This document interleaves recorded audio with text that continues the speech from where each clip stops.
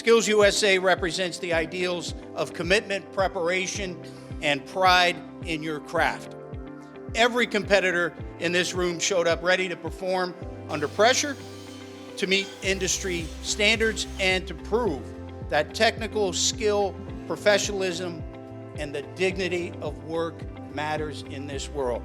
I baked a chocolate strawberry tart, and the crust was Oreo, and the filling was like chocolate and cream and butter, and then I decorated the top like a flower with strawberries. It was very stressful, but I was very thankful for the experience, and it was crazy to honestly do this, but I'm very thankful. It's great because for some of them, they don't do a sport, they don't do anything like that. This is a way for them to compete and show that they do know what they've learned in their training.